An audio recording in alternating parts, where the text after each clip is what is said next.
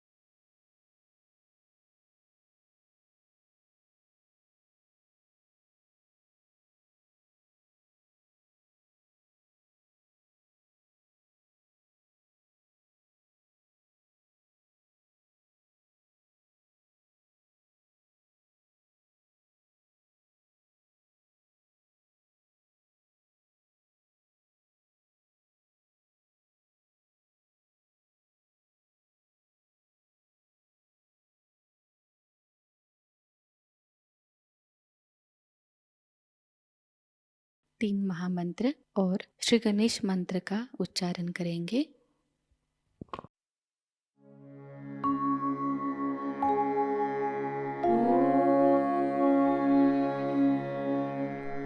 त्वमेव साक्षात् श्री महालक्ष्मी महासरस्वती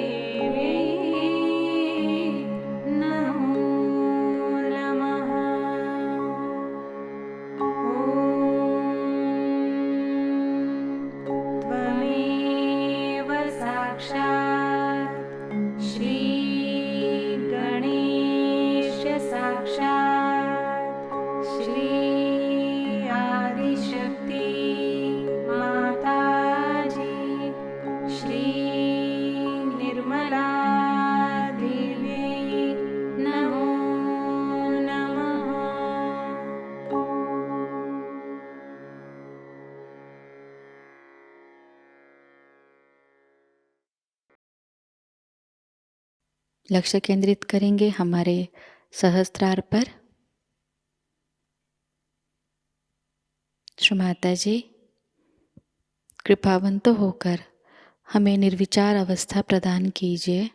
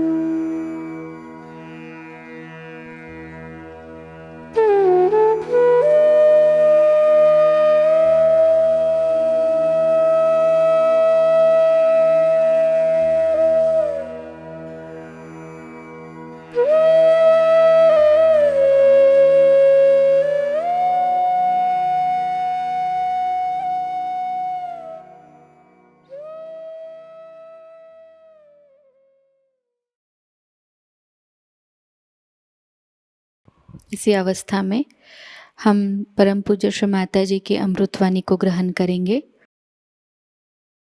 किंतु बहुत पहले ही से ऐसे कुछ सहज में ही कहना चाहिए, ऐसे कुछ समय आए कि मुझे भाषण देने पड़े बहुत बड़े बड़े जामातों के सामने। कहना चाहिए कि हजारों लोग यहाँ 1930 की बात है, जबकि गांधी जी ने उपोषण किया था। मेरे पिताजी भी बड़े अच्छे वक्ता थे, आप लोग उनके बारे में जानते होंगे, लेकिन उनको कुछ ज़रूरी काम से घर जाना पड़ा। सब लोगों ने कहा कि सालवे साहब आप भाषण नहीं दीजिएगा तो लोग सब भाग जाएंगे, काम कैसे बनेगा। कभी मैं तो जा रहा हूँ, मेरी लड़की जो है इसको धरोहर रख के जा रहा हूँ और मैं लौट के आऊँगा, उसके बाद भाषण दूंगा।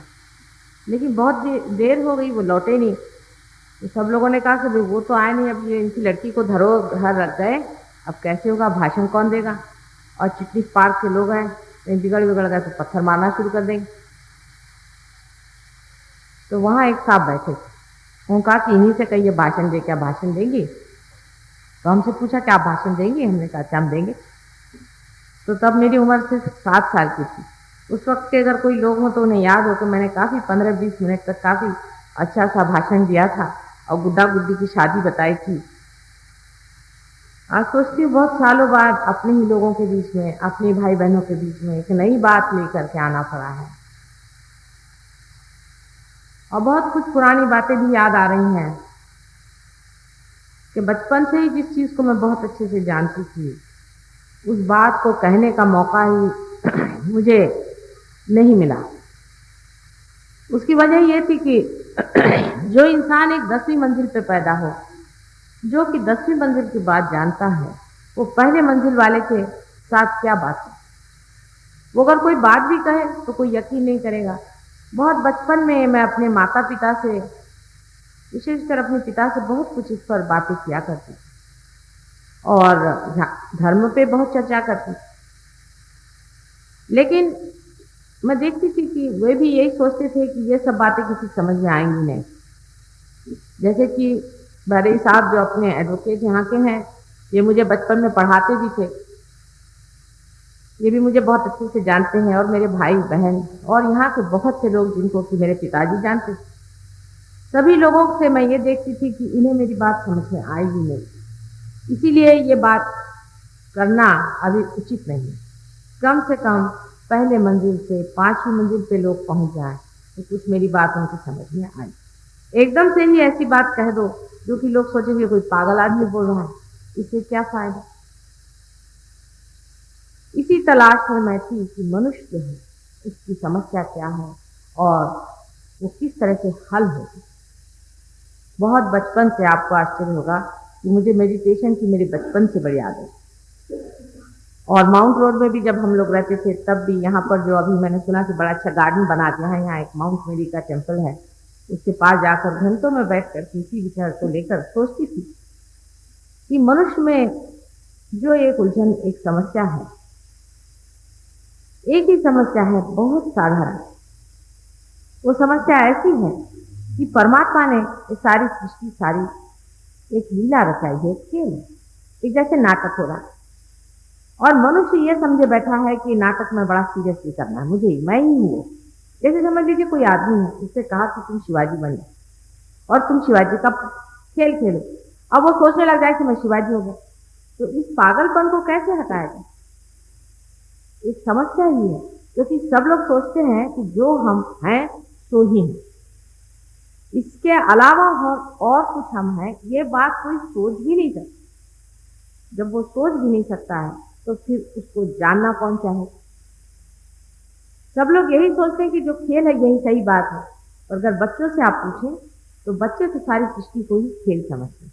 एक बच्चा था, हमारे घर में आता था। एक दिन मुझसे पूछता है, आंटी जी आप ये डॉक्टर डॉक्टर क्यों खेल रही हैं? वो सोचते ये भी एक खेल है कि भाषण होता है, लोग आते हैं, बैठते हैं, फिर सब सत्य। वास्तविक ये सत्य है, बच्चे सत्य जानते हैं, लेकिन हम लोग असत्य को सत्य माने गए। जैसे कि हम ये सोचे अब हम नागपुर में पैदा हो, हम नागपुर वाले हो गए। फिर हम हिंदुस्तान में पैदा हो, हिंदुस्तान वाले हो गए। फिर हम ईसाई धर्म में पैदा हो, ईसाई धर्म वाले हो गए। लेकिन अगर एक छोटे बच्चे से आप पूछे कि बेटे तुम कौन हो, तुम जापानी हो कि अमेरिकन हो, तो हैरान हो जाएगा। उसे फिर तुम मुसलमान हो कि हिंदू, तो और भी हैरान हो जाएगा। उससे अगर पूछे बेटे तुम कौन हो, तो ज्यादा से ज्यादा वो इतना ही कहेगा कि माँ मैं तुम्हारा बेटा हूँ, और कौन, तुम भूल गई क्या मुझे? वास्तविकता में हम जो असलियत में मनुष्य हैं, ये सत्य को भुला करके और जो असत्य है उसे हम माने। जब अंग्रेजों ने भी यहाँ राज्य किया तो वो भी एक बड़े भारी असत्य पे थे कि हम अंग्रेज हैं, ये हिंदुस्तान है। वो भूल गए थे कि हम भी इंसान हैं, ये भी इंसान है, और ये बड़ा भारी सत्य है। ये सत्य ऐसा है कि जैसे ये एक उंगली है, वैसे ही ये भी दूसरी उंगली, ये भी तीसरी, चौथी, पांचवी, सब उंगलियां एक ही हाथ की, लेकिन ये हाथ भी एक ही शरीर है। हम सब एक ही चीज में बंधे हुए हैं, ये महान सत्य है और सही बात। लेकिन अगर ये उंगली सोचे कि मैं अलग हूं और ये उंगली इसको दबाना चाहे, ये उंगली इसको काटना चाहे, मेरे दांत जो है मेरे पाँव को काटने लग जाए, वैसी ही चीज मैं देखती थी संसार में। मुझे समझ में नहीं आता था कि लोगों से कैसे बताएं कि भाई तुम सब एक हो। इसलिए जरूरी था कि सबको ये तो महसूस हो कि इसका दर्द इसको भी लगे और इसका दर्द इसे भी लगे। तो ये क्या करना चाहिए? क्योंकि मुझे तो ये होता था, मैं जानती थी। अभी जो बारिक साहब ने कहा, वो बात सही है कि जब ये बम्बई आए तो मुझसे इन्होंने कहा था, रेफ़रेंस उन्होंने बताया नहीं। इन्होंने मुझसे कहा कि तुम इतना तुम्हें भाषण का ये है और इतनी तुम डायनामिक हो, सब कुछ है, तो तुमको तो चाहिए कि पॉलिटिकल फ़ील्ड में आए, तुम्हारे जैसे पॉलिटिकल फ़ील्ड में आए। मैंने कहा भई मुझे माफ़ करो, मेरे बस का ये रोग नहीं। जब बहुत कुछ ये करने लगे कि मेरे दिमाग में ऐसी बातें आ रही हैं, मेरे दिमाग में ये बात आ रही कि तुम्हारे साथ तो तुम ये हो सकता है, पॉलिटिकली तुम ये कार्य कर सकती हो, तुम्हारे जैसी निष्ठुर स्त्री मिल नहीं सकती। तो मैंने कहा कि मेरे तो दिमाग में एक प्रकाश का गोला घूम रहा है। ये मैंने इनको जवाब दिया था, क्योंकि वजह ये है कि वो तो घूम रहा था बहुत दिनों से ही, लेकिन उसे मैं कैसे लोगों को समझाऊं कि ये चीज़ क्या है, जो कुछ भी मैं देख रही हूँ वो चीज़ क्या है, ये बड़ा भारी मेरे सामने था। इसीलिए मैंने थोड़ा मेडिकल की भी स्टडीज की कि समझ लें कि इसे इंसान क्या कहता है, इस चीज़ का क्या नाम है, उस पर मैं कल आपको बताने वाली हूँ। लेकिन यही खोजते-खोजते मैं बहुत साधुओं के पास गई, किसी ने कहा तुम मेरी ईशा हो जाओ, किसी ने कहा कुछ हो जाओ। मैंने कहा अच्छा ठीक है, हरिद्वार में भी मैं एक साधु जी थे, उनके पास बहुत दिन रही, फिर और भी बहुत सारे साधुओं के पास। धीरे-धीरे मुझे ये पता हो कि सब 420 लोग, इनको कुछ भी नहीं मालूम है भगवान-अगवान के बारे में, ये कुछ भी अपने बारे में नहीं जानते, कुंडलिनी के बारे में कुछ नहीं जानते हैं, सब पैसा ऐसे-ऐसे मतलब है इनको या तो औरतों के चक्कर। सब बेकार के लोग हैं, इनमें कोई पवित्रता नहीं है, सब झूठे। मुझे तो सच्चा साधु बहुत ही विरला लगता है, बहुत ही विरला है, और जो है भी, कोई एक आध दो सच्चा साधु है भी, तो वो जंगलों में रहता है। इसलिए मुझे बड़ी निराशा है कि धर्म के नाम पे जितना लोग झूठ करते हैं, मेरे ख्याल से और किसी भी चीज़ में, किसी भी धंधे में नहीं। लेकिन धर्म का जो धंधा बना के रखा है, पैसा कमाने का धंधा बना के रखा है, इससे बढ़ के घृणित बात तो कोई हो नहीं सकती। इसीलिए आपने ये भी सुना होगा कि ईसा मसीह ने, जो कि इतने शांति के पुजारी थे, उन्होंने भी एक बार हंटर लेकर के जो लोग मंदिर में दुकानें लगाकर बैठे थे उनको मारना सीखा। अपने यहाँ तो मंदिरों में दुकानें लगाकर जो बैठते हैं उनको तो कोई मारता पीटता है नहीं, लेकिन जो मंदिर की दुकान बनाए बैठते हैं, जो भगवान को वो रास्ते में बेच रहे हैं, और करोड़ों रुपया जिन्होंने इकट्ठा कर लिया है, करोड़ों रुपए का जिन्होंने फॉरेन एक्सचेंज कमाया, सबको बेवकूफ़ बना बना करके, और भूत विद्या, श्मशान विद्या, प्रेत विद्या आदि से उनको पागल बना करके और उनको लूट रहे हैं। इससे बढ़ के अधर्म और पाप संसार में कोई है। ये पाप की गठरी उनके सर से तो उतर ही नहीं सकती, क्योंकि वो सिर्फ आपका पैसा ही नहीं नोचते। पैसा नोचना है लेने, वो आपकी जेब काटना है लेने, कोई हर्ज नहीं, उससे कोई हर्ज नहीं बनता, क्योंकि ये तो सब विनाशी चीजें हैं, ये तो इसी संसार में रहने वाली है। लेकिन वो आपका जो अंदर का शक्ति का स्रोत जो कुंडलिनी है, उसी को जब खराबी कर देते हैं, उसी के मार्ग को खराब करते हैं और प्रेत विद्या और भूत विद्या से आपको भ्रष्ट करते हैं, तब उनको जान लेना चाहिए कि ये पैसे की गठरी न कोई ले गया है और न ले जाए, लेकिन पाप की गठरी ले जाने पर उनका क्या हाल है। लेकिन इनमें से तो बहुत से राक्षस के अवतार हैं, बड़े बड़े राक्षस हैं ये लोग, जो संसार में आए हैं, भगवान का नाम कहते हैं, है राक्षस। इन लोगों को मैंने बहुत नजदीक से देखा और मैंने जाना कि इतने मायावी लोग हैं कि इनका चक्कर ही जबरदस्त। जैसे कि सीता जी को उठा के रावण ले गया था, बेचारी सीता जो साक्षात आदि शक्ति थी, उसे पता नहीं चला कि ये रावण मुझे ले। उसी तरह के महादुष्ट आकर के संसार में ये दुष्ट कार्य करें, और ये प्रेत विद्या और श्मशान विद्या के कारण ही अपने संसार में इतनी खराबियां और बुराइयां, क्योंकि ये गंदी गंदी आत्माएं आकर के अच्छे भले आदमी को बेकार कर देती, उसकी सुबुद्धि को नष्ट कर, इनके हाथों में खेलना गलत बात। हम जब किसी भी कार्य को एकदम से उद्विग्न होकर करते हैं, तब सोच लेते हैं कि हम सही कर रहे हैं, लेकिन जब वो काम खत्म हो जाता है तो इतना दुख लगता है, इतनी पीड़ा होती है कि कितने महामूर्ख थे, पता नहीं ये कैसे काम हमने कर लिया। वास्तविकता इसमें ऐसा है, ये सारी प्रेत विद्या है, एक मास हिप्नोटिज्म है, उसके बीच में हम दौड़ रहे हैं, और पागल जैसी छोटी छोटी चीजों के लिए इतनी इतनी हत्या और हानियां हम लोग कर रहे हैं, हमें अंदाज ही नहीं। और ये लोग, इन्होंने 3-3, 4-4 करोड़ रुपए इकट्ठा किया हुआ है, इनके घरों में जाकर के देखिए तो आपको आश्चर्य होगा कि बड़े बड़े आलीशान घरों में रहते हैं, बड़े राजा बन के रहते हैं। दूसरे तरह के भी लोग संसार में निकल आए, जो संन्यास लो, ये लो, वो लो, मास संन्यास लो आदि बातें सिखाते हैं। वास्तविक ये लोग आपको मूर्ख बनाना चाहते हैं। संन्यास क्या परमात्मा ने बनाया? जो परमात्मा ने बनाया नहीं, वो कभी भी आध्यात्मिक हो।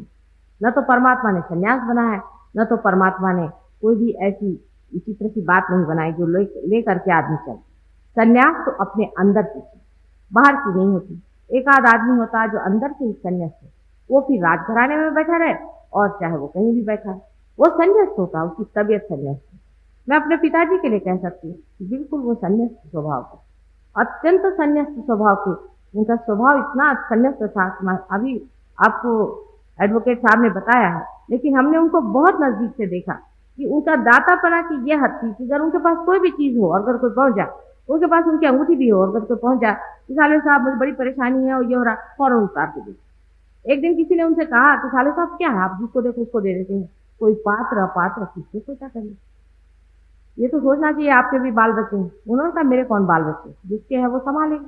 और वास्तविक यही बात, जिसके है उसी ने संभाला हुआ। उन्होंने तो आप जानते हैं कि एक पैसा भी हम लोगों के लिए छोड़ा नहीं था और न ही किसी के लिए उन्होंने कहीं विल बनाई। ऐसा आदमी भी संसार में रहता है, नाम करता है, बड़ा आदमी बन के चला जाता है। और एक ऐसा भी आदमी होता है कि जो धर्म के नाम पर ये दुनिया भर का करकट कूड़ा इकट्ठा, पैसा इकट्ठा। जब पैसा मिलने से इंसान सुखी होता, तो जिन देशों में बहुत सा पैसा है, खाने पीने को बहुत है, यहाँ मैंने सुना आंदोलन हो रहा है, अब हम तो यहाँ आए आप लोगों को कल्याण के लिए, रास्ते में इन लोगों ने उतार लिया, पहले वहां मत जाओ, वहां सब लोग पत्थर मारेंगे। मैंने कहा ये भी कोई तरीका हुआ भाई, हमको ही उनको अनाज कम ज्यादा थोड़ी दे रहे हैं, लेकिन बुद्धि का भ्रम देखिए कि वो हम ही को पत्थर मारने के लिए निकले। उसकी वजह यह है कि हम खाना पीना इसका इतना महत्व, वास्तविक खाना पीना इतना कोई महत्वपूर्ण नहीं, कोई इतना महत्वपूर्ण नहीं। कोई यहाँ पे भूखा नहीं मर रहा। अगर कोई भूखा मरता होता तो आप सिनेमा में देखिए, हजारों लोग खड़े हुए टिकट के लिए ब्लैक में खरीद रहे, रिक्शे वाले, टांगे वाले सब खड़े रहते। कोई ऐसी बात नहीं है जिसके लिए आप किसी को भी पत्थर मार के थे। लेकिन ये सब भूत विद्या है, आप जानते नहीं, बिल्कुल साक्षात भूत विद्या है। ये प्रेत विद्या का ही लक्षण है और कुछ नहीं। नहीं तो मनुष्य इतना मूर्ख थोड़ी ना है जो इस तरह की बेवकूफियां करे। तो इस तरह से जहां पर जिन देशों में बहुत अफ्लुएंस है, जहां लोग बहुत रईस हैं, जैसे अमेरिका देश, अमेरिका में इतना पैसा है, इतना पैसा है कि एक साधारण घर की नौकरानी जो आती है वो भी कैडलक गाड़ी में बैठते हैं। तो मुझे लगता था कि इनके यहाँ इतना पैसा है, लोग इतने दुखी थे। देखते हैं आज तो कैडलक गाड़ी में आई और कल उसने आत्महत्या कर ली। मैं कभी आत्महत्या क्यों कर, आखिर क्या बात है, इनके पास सारा पैसा होते हुए भी सबसे ज्यादा संसार में आत्महत्या अमेरिका में होती। आश्चर्य की बात है। इसका अर्थ एक तो बात जाहिर है जो हमें समझ भी लेना चाहिए कि पैसा ही संसार में सब कुछ नहीं है। पैसे से भी बढ़ के कोई चीज है जिसको हम खोज रहे हैं, पैसे। मनुष्य क्या खोज रहा है, वो खोज रहा है शांति और आनंद। वो पैसा नहीं खोज रहा है, वो पैसा भी इसीलिए खोज रहा है कि उसको शांति और आनंद मिले। शांति और आनंद मनुष्य को धर्म के सहारे मिलती है, और धर्म बाहर का धर्म नहीं है, अंदर का है, जिससे धारणा है। मनुष्य जब जान लेता है कि मैं कौन सी शक्ति हूँ, मैं किस शक्ति के सहारे चल रहा हूँ, उसी दिन वो शांत होगा। जैसे मैं मजाक लोगों से बताती थी कि अगर हम लोग एरोप्लेन से जाते, तो देहाती लोग चढ़े एरोप्लेन में पहली मरतबा, तो उन्होंने कहा कि आप एरोप्लेन में जाते वक्त कुछ कम सामान ले जाइए। तो एरोप्लेन में बैठते साथ उन्होंने सामान अपने सर पे रखा। लोगों ने कहा भाई ये क्या करें, कहले हम तो एरोप्लेन का बोझा हल्का करें।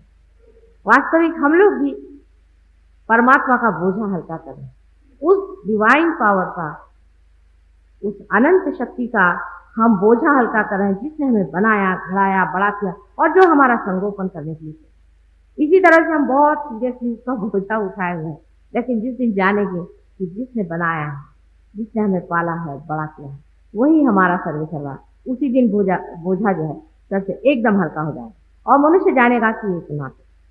जैसे कि यहाँ आप देख रहे हैं बहुत सी बिजलियां चल रही, बल्ब जल रहे हैं, इसमें आप देखते हैं कि पंखे भी चल रहे हैं, ये सब किसी शक्ति के द्वारा। लेकिन अगर कोई बल्ब सोचे कि साहब मैं ही अलग से जल रहा हूँ और मुझे को जलना है और मैं नहीं जलता रहा तो सब दूर अंधकार हो जाएगा, तो हम उसको कहेंगे तो महामूर्ख है। लेकिन अगर हमारी ओर हम दृष्टि करें तो यही बात हमारी, जिस दिन हम जान लेंगे कि एक शक्ति हमारे अंदर से दौड़ है और उसी शक्ति के सहारे आज हम प्रज्वलित। अब मॉडर्न लोग कहते हैं कि हम कैसे विश्वास करें माता जी, आप कहते हैं कि ऐसी एक शक्ति है और ये है वो है। मैं कहती हूँ कि इंसान गया ही किस हद तक, शायद पहुंचा ही किस ओर तक। सीधी बात, अगर आपसे कोई पूछे तो आप उनसे पूछे कि आपके हृदय में धड़कन होती है, कोई डॉक्टर से कहना हाँ, तो वो कहेगा कि तो क्या हुआ, ये तो होती है, अपने आप होती। कभी पर इसे कोई करता है, कौन है? तो पहले कोई नहीं करता, एक सिस्टम है, उसको हम कहते हैं कि ऑटोनॉमस सर्विस, माने स्वयं चालित संस्था। वो स्वयं चालित संस्था इसको चला रही है। तो उससे आप पूछे कि भाई वो फिर स्वयं कौन? भाई कोई तो कोई चला रहा है, स्वयं कहो, चाहे उसको भगवान कहो, चाहे उसको शक्ति कहो, चाहे उसको कोई नाम दे, कोई तो शक्ति जो इसे चला रही है। तो ये शक्ति कौन?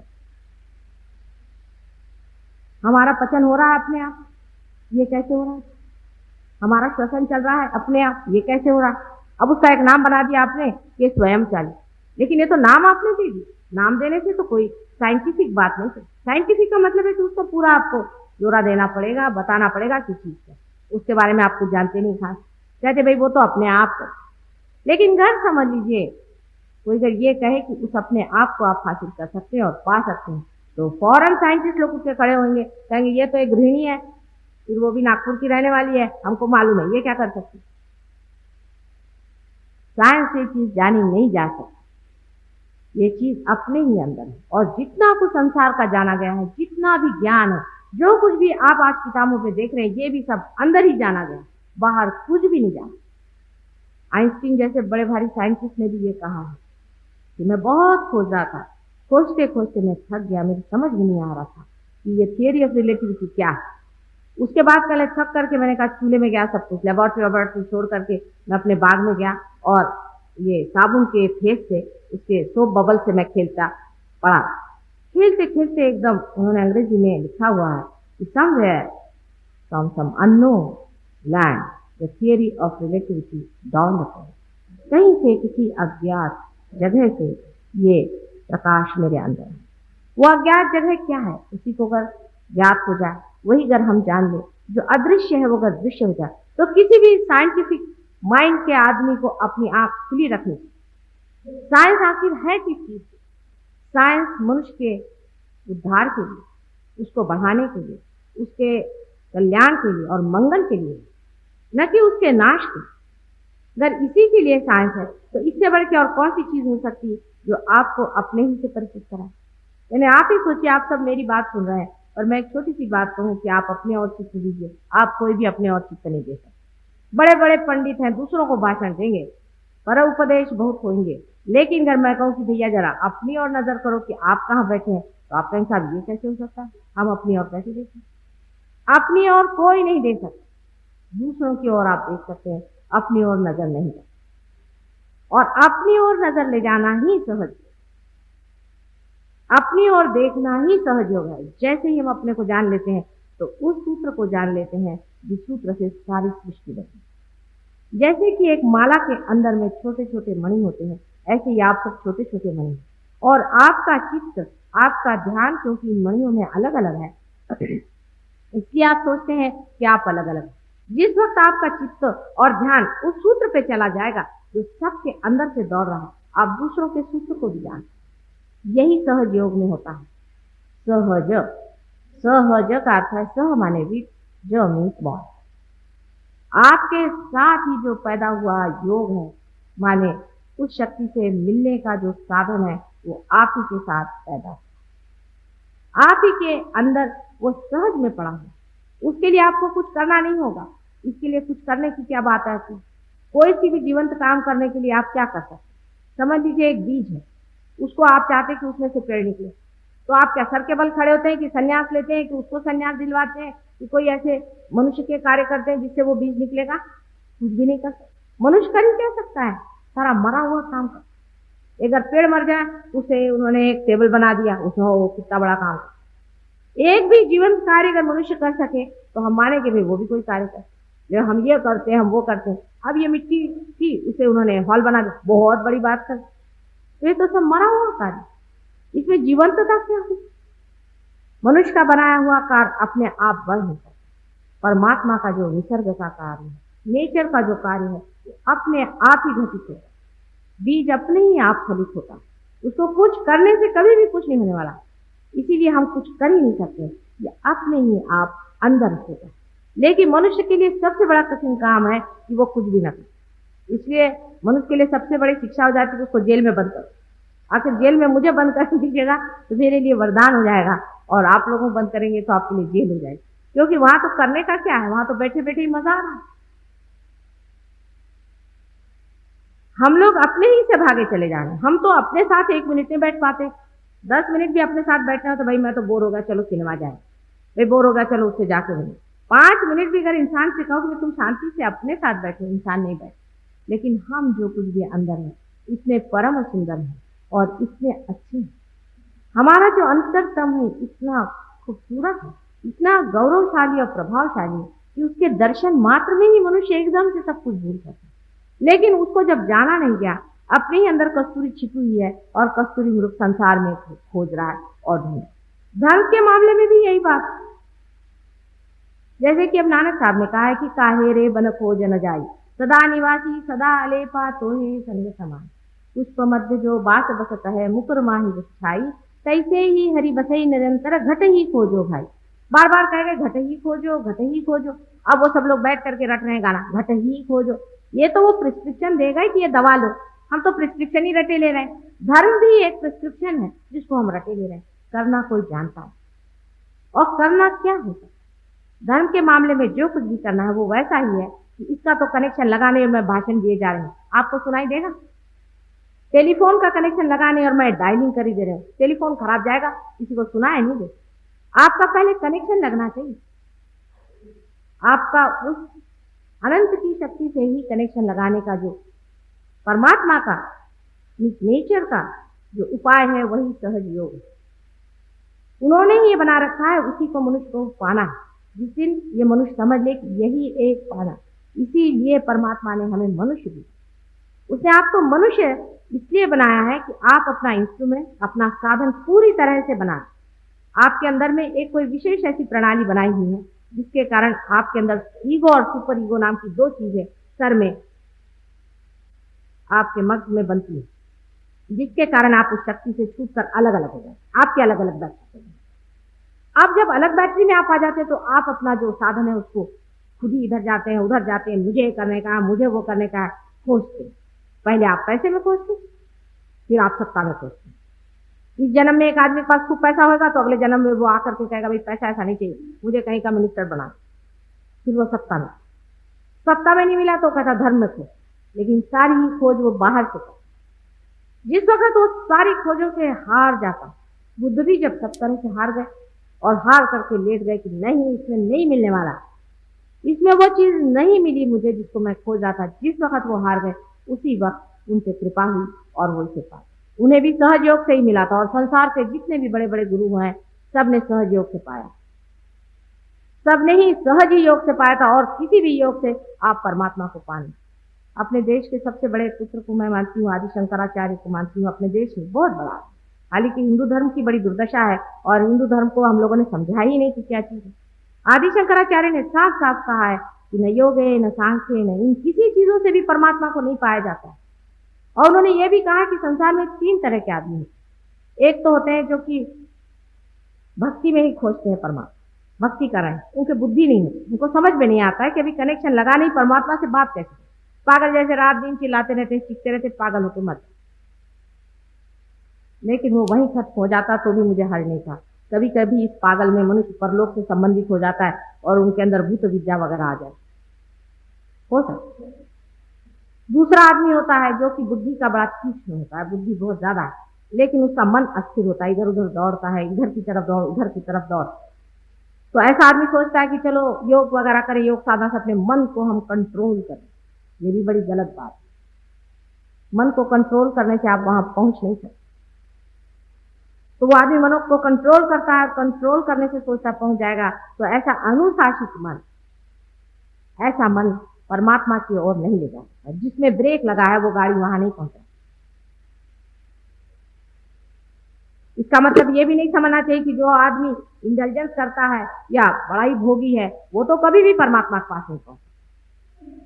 लेकिन जो आदमी ये सब छोड़ करके सोचता भी है कि हमें वो पाना है और वो धर्म के नाम पे भी अपने को ज्यादा अनुशासित करता है, वो भी नहीं करता। असल में हमें सिर्फ होना है, सिर्फ हमें होना है।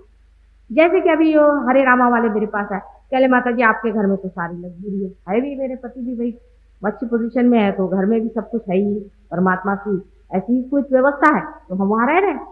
तो आप कैसे कह रहे हैं कि भगवान की ऐसी ऐसी स्थिति होती है। तो मैंने कहा क्या भाई तुम्हारा मतलब है इन चीज़ों से मुझ में कुछ फ़र्क आता है? मैंने कहा जब किसी ने कोई चीज़ को पकड़ा ही नहीं, उसको छोड़ेगा। मैंने तो ये छोड़ दिया, मैंने तो वो छोड़ दिया, मैंने तो संन्यास ले लिया। ये तो मैंने कहा तुम एडवर्टाइज़मेंट लगा रहे हो। छोड़ना और पकड़ना तो तब होता है जब मनुष्य जानता है कि किसी को आप पकड़ सकते हैं और छोड़ सकते हैं।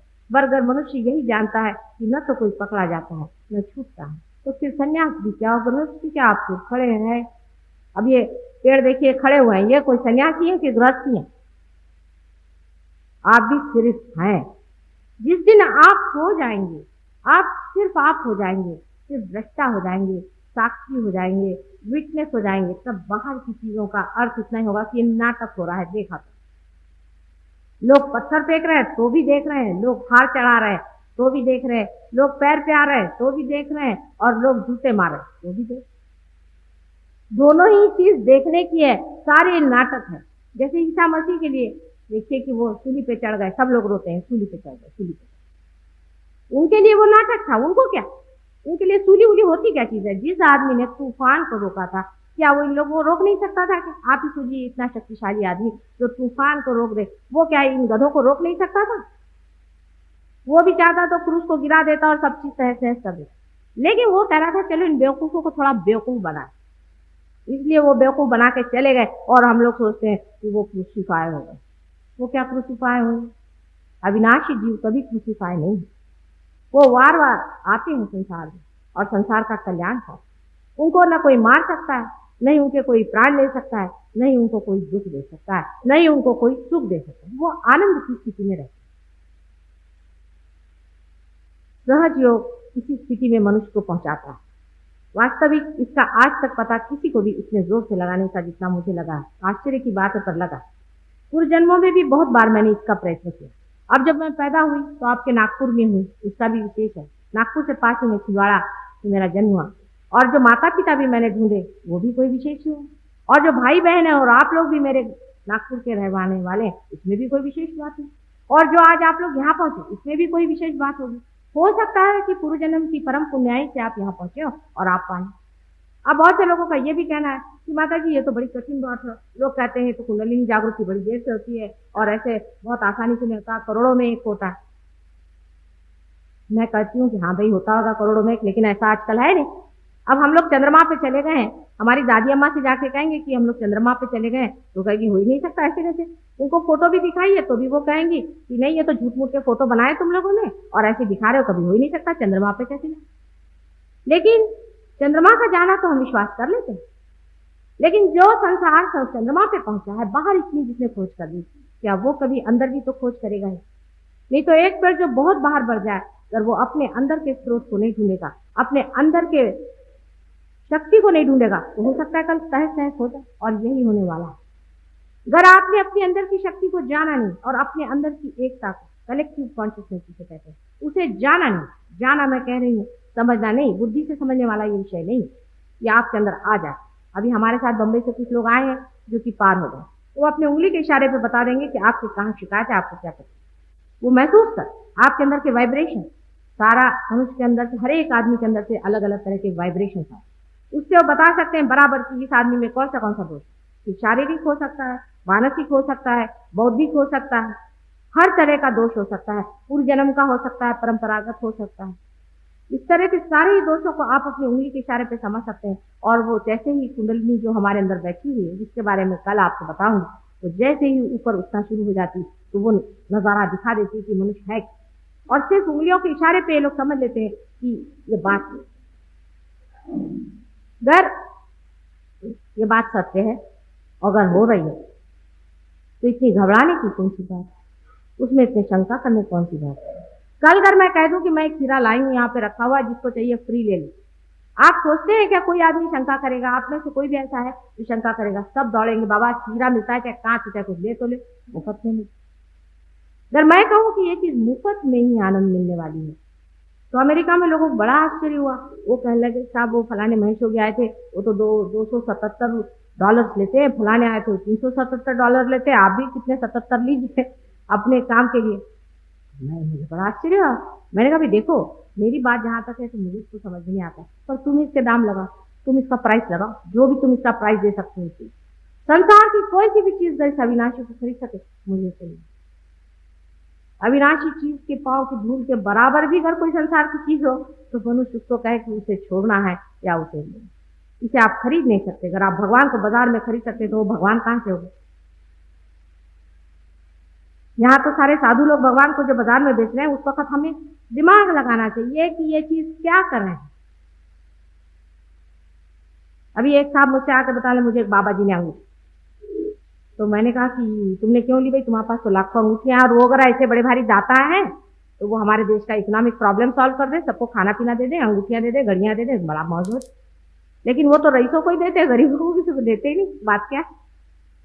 और फिर ये भी सोचना चाहिए 2 मिनट में कि आखिर परमात्मा को इसमें क्या इंटरेस्ट है कि आपकी अंगूठी दे? और कोई उनको धंधा नहीं है, आपको अंगूठी देंगे, चूड़ियां देंगे। वो तो आपको कुछ देना हो तो परम ही की चीज देंगे ना। जो आपको परम देता है वही गुरु है, और बाकी जितने हैं सब चोर हैं, या आप समझ लीजिए।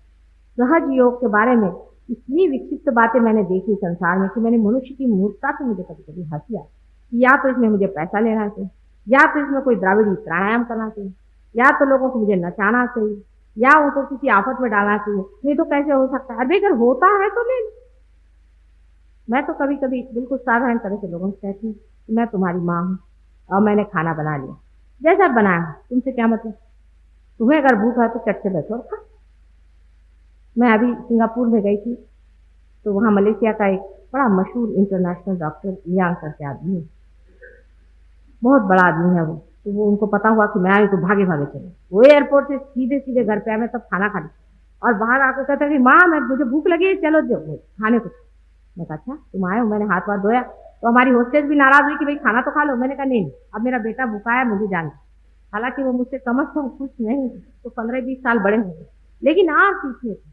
वो बैठ गए, 1 मिनट में वो पार हो गए, 1 मिनट में उन्होंने पा लिया, और पाते ही साथ बहुत काम किया है उन्होंने। और वो कहते हैं कि यही एक तरीका है जिससे परमेश्वर को आप पा। लेकिन वो आर्थ थे इसलिए वो बैठ गए, नहीं तो सबको कहना पड़ता है बाबा ये बात है वो बात है, कन्विंस करना पड़ता है। जिसको इच्छा होगी वो पट चुका, असलियत को पा लेना।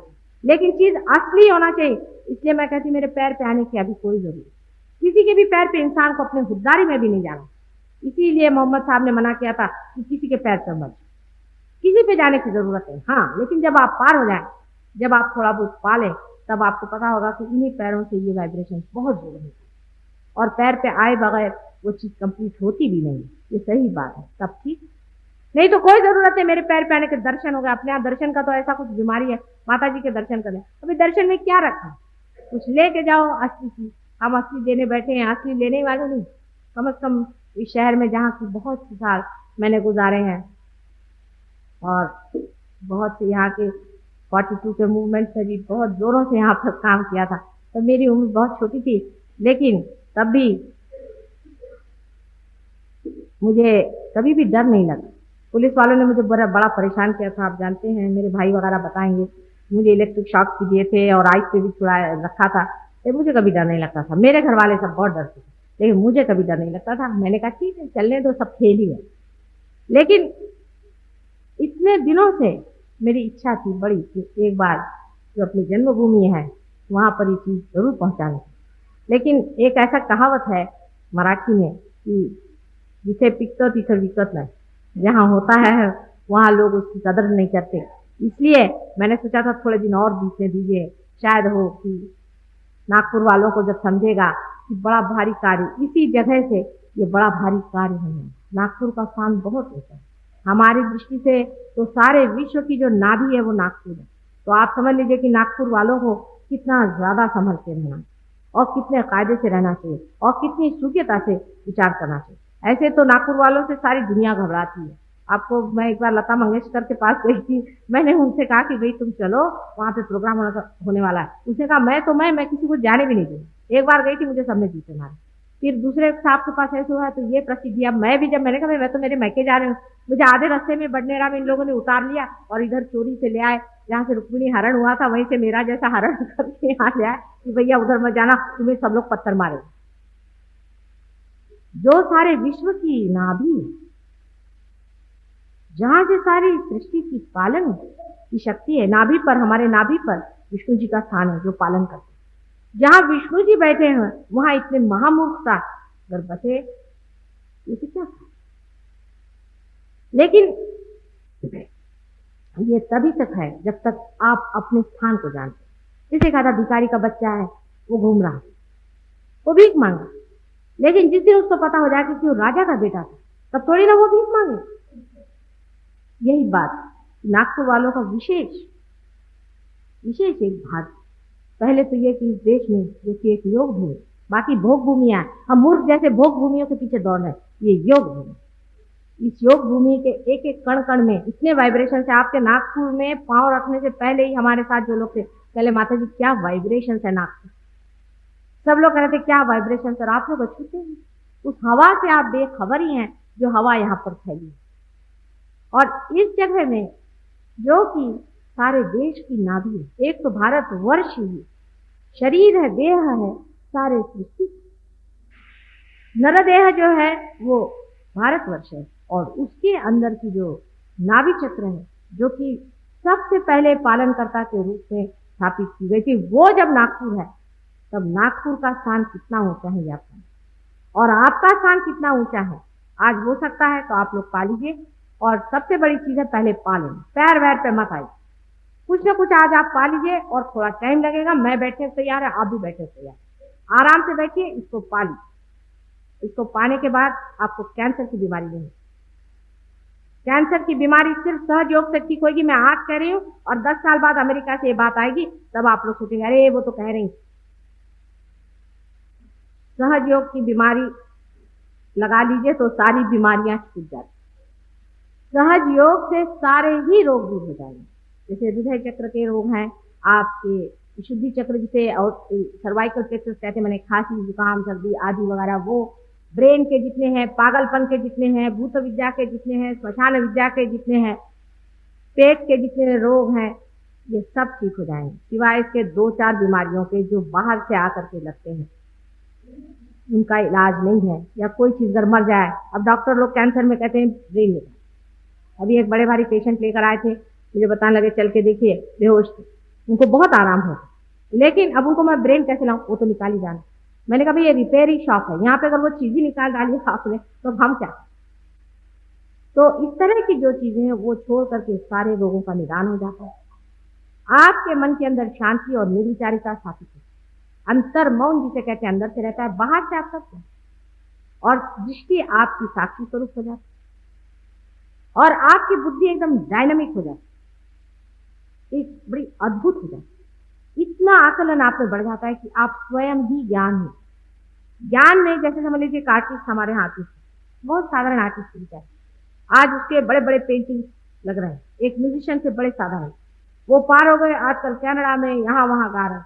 माने जो जिसको भी लोग कहते हैं इसमें भौतिक क्या फायदा होता, तो भौतिक ही फायदा, और क्या फायदा, भौतिकता भी कहाँ से आई है, और सारी ये शक्तियां भी कहाँ से आई हैं, जो हम सोचते हैं विचार करते हैं ये भी कहाँ से है, वो सब का जो स्रोत है, उसकी जो गंगा है उसी में आपको नहलाना है।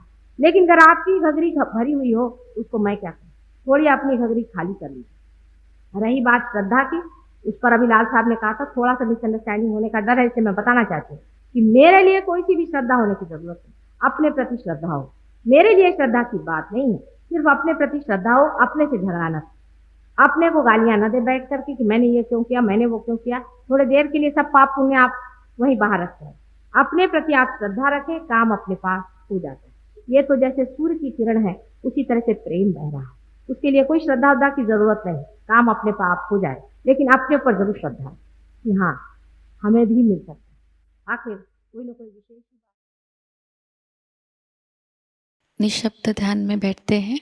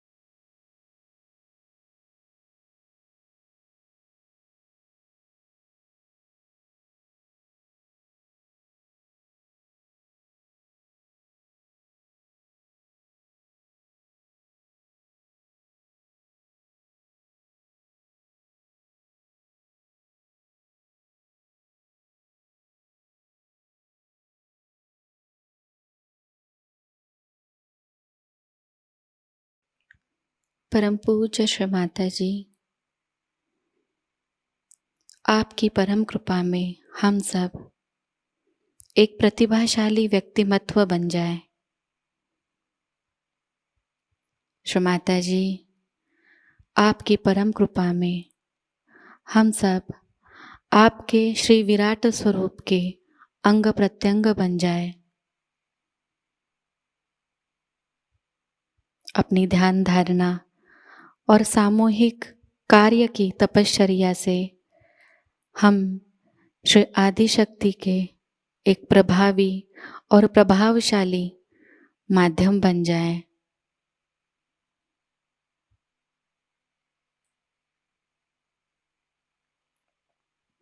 परम पूज्य श्री माता जी, आज का यह सामूहिक ध्यान हम आपके श्री चरणों पर समर्पित करते हैं। कृपावंत होकर हम सबको और इस संपूर्ण विश्व को आशीर्वादित कीजिए।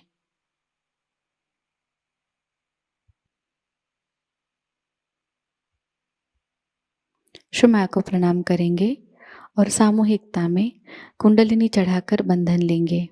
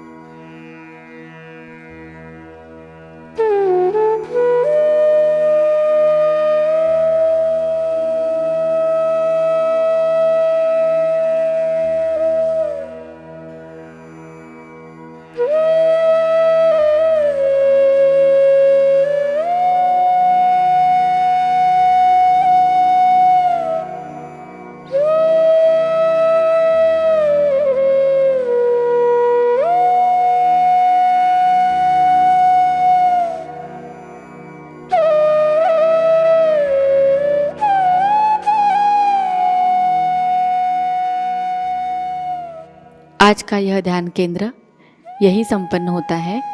जय श्री माता जी।